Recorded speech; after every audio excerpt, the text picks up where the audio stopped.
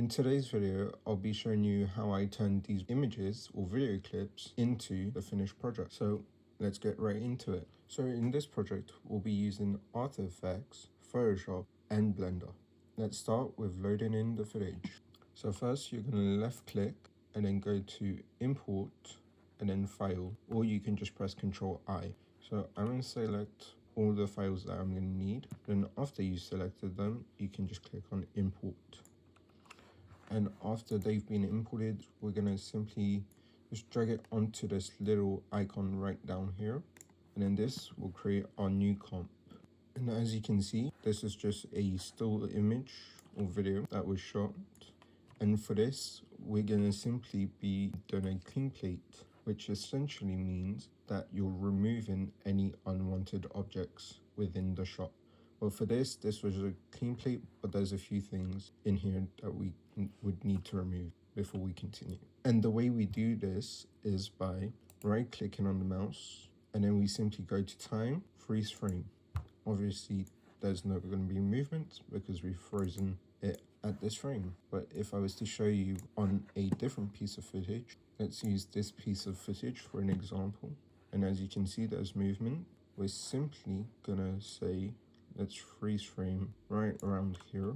So we're gonna do the same thing again, and then just simply click on freeze frame. And then by doing this, it's frozen the frame, leaving us with just a still image. This could be used for different things, but for now, we're just using it in order for us to save an image. And with the video clip frozen, we're gonna save out just an image that we can bring into Photoshop. Save out an image, we're gonna simply save this out as an image. We're first going to go up here, and then from here we're going to go to save frame as, and then select frame. Or alternatively, you can click the keyboard shortcut Ctrl+Alt+S. Then once you've clicked on that, you should get your render queue. And then with this, you want to select the output and then come up to format and select on JPEG sequence. Once you've done this, click OK, and then go to your output, and then you can enter in a file name. Then once you've done that, just simply click save, then come over here and just click render.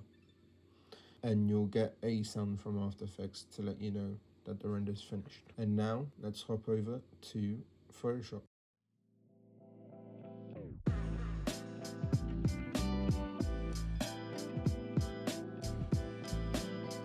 And now, as you can see, we're in Photoshop. So for this, you want to go to Open, go to where your file is saved, and select that, and just simply click Open.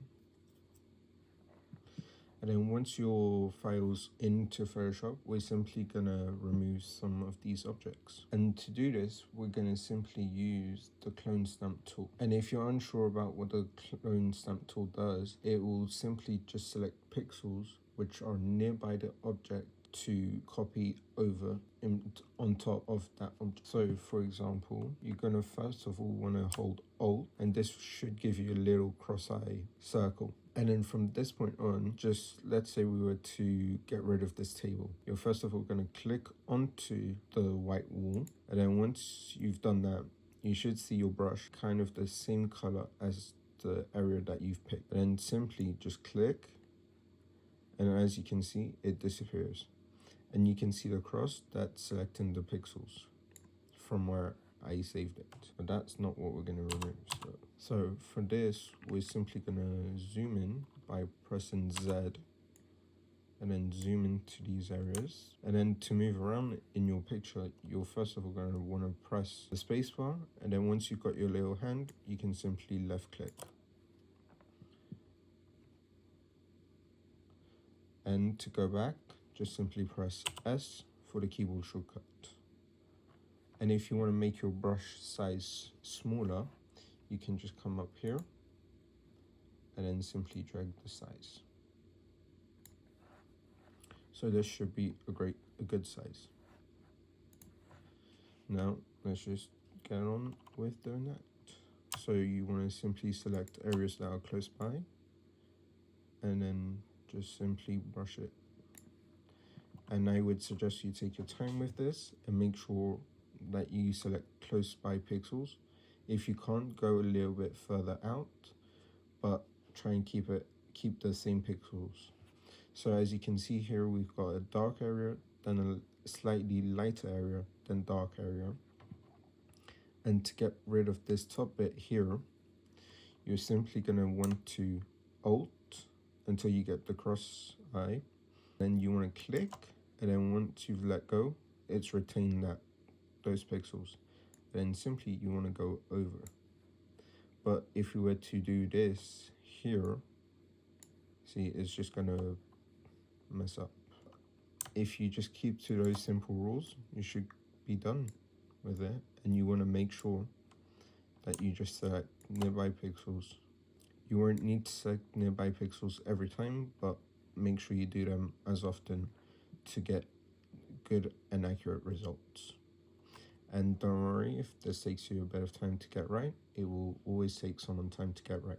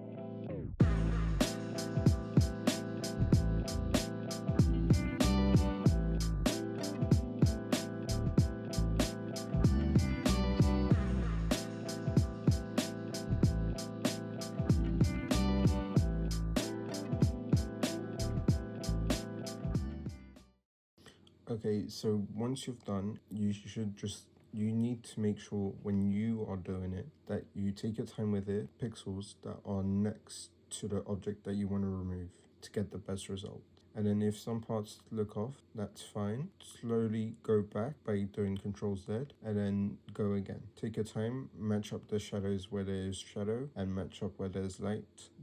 You should not be selecting pixels that are way further away unless you have to. And if the edges do look a bit rough in between the seams, you can simply in Photoshop go to the blur tool, make sure you select the layer before you do that, and then with the blur tool, let's take this area for example, select the blur tool and then just simply go over it.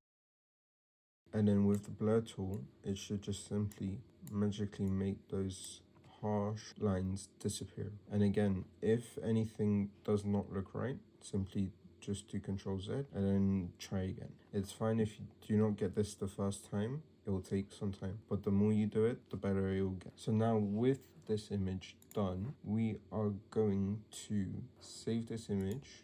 So you want to go to save, or save a copy, and then you can just leave it as is, and then just click on save, and then just simply leave it on the default settings, and then just click OK.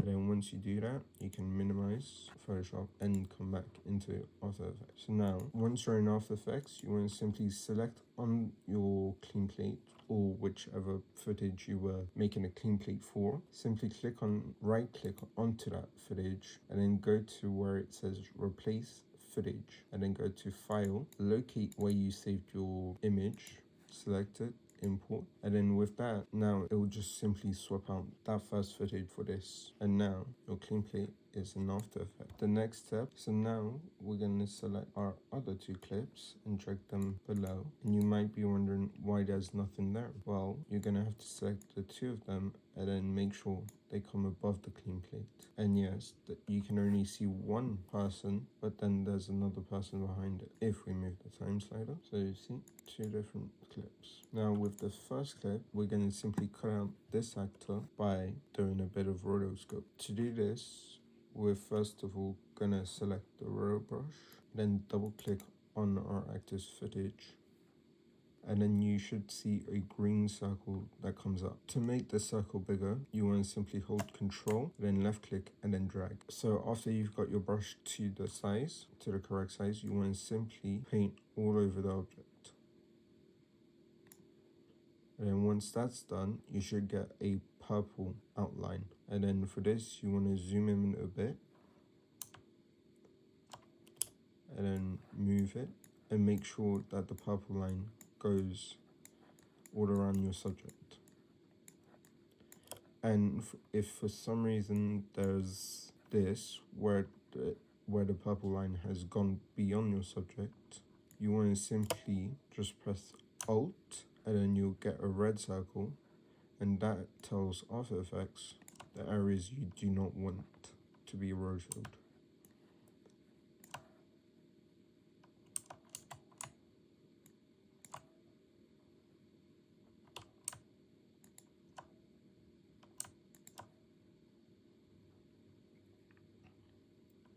And then once you're happy with it, you're just simply going to press on the spacebar to play.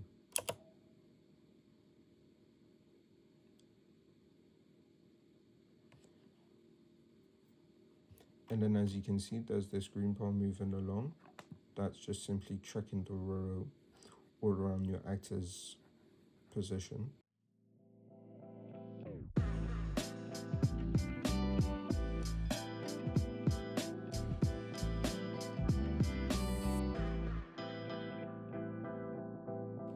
And then once that's done, you want to simply click on freeze.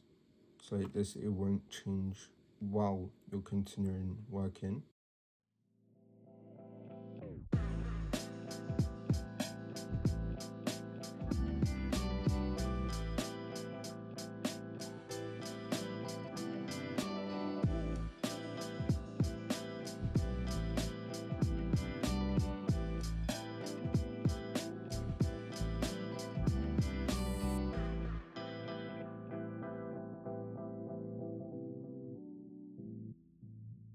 And then once it's finished freezing, if there's any parts of the road that you do not like and you want to make sure you get everything, just simply click on the freeze button, and then from here you can simply adjust the rotor to what you want it to do. So once your rotor is frozen and you're happy with it, click out, and then once you've done that, your actor should be placed nicely on top of your first actor's footage. Now, as you can see, there's motion. So for this, we're gonna simply do the same thing again, because we're gonna rotor out the hand, and it's gonna be exactly the same thing again. But this time, we're gonna try and leave out this weapon, cardboard weapon, because it's gonna be replaced with a CG 3D modeled weapon.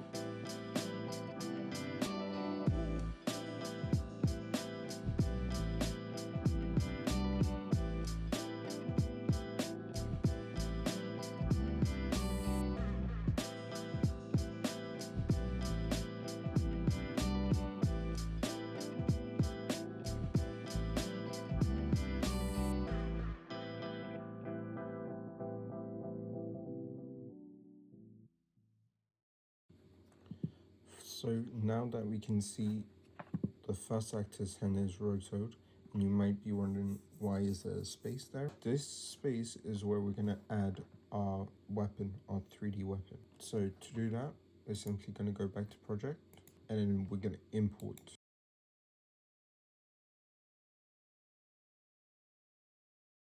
So you want to make sure that this goes underneath the first actor, and if we play it through, you should see it come to life a bit.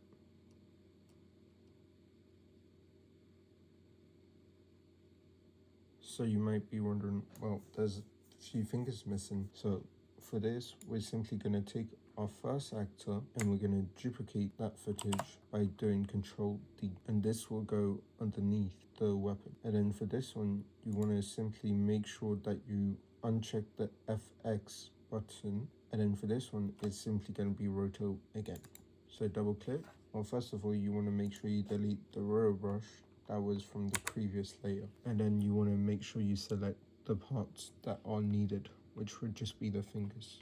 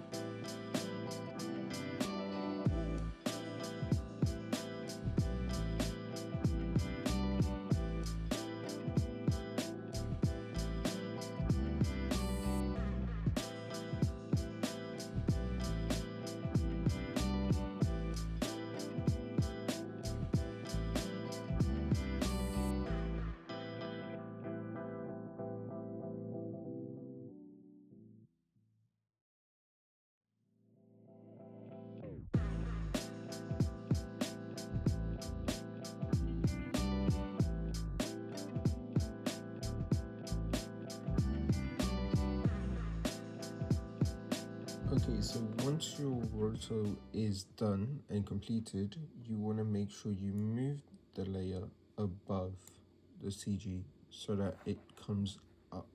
Okay, so once your roto is done, you want to make sure that if there's any parts where the background is showing and it shouldn't be showing, you want to make sure you go back and make those changes. So you can make those changes within the same layers and make sure that it matches up where it should go. And as we continue, I can see that the weapon is not, it looks too clean to be in there. With this layer selected, we're gonna add some effects to it to make it look more integrated into the footage. And we're gonna start off with doing level, and then you just simply want to drag it and drop it onto it. So I can see that it should be a little bit brighter, so we're going to simply adjust this, but also try not to mess with it too much.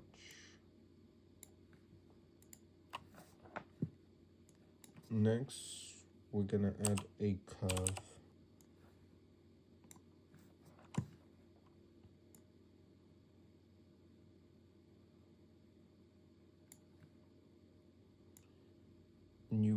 And if something doesn't look right, that's fine. Just delete the effect and then start again. If you feel like the effect is not needed, then leave it out.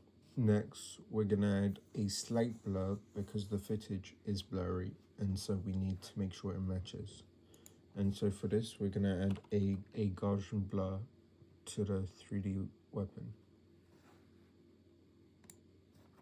And then you wanna make sure you leave the default settings as it is, but you just wanna move the blurriness setting.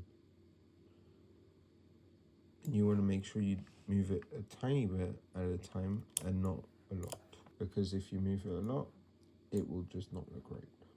So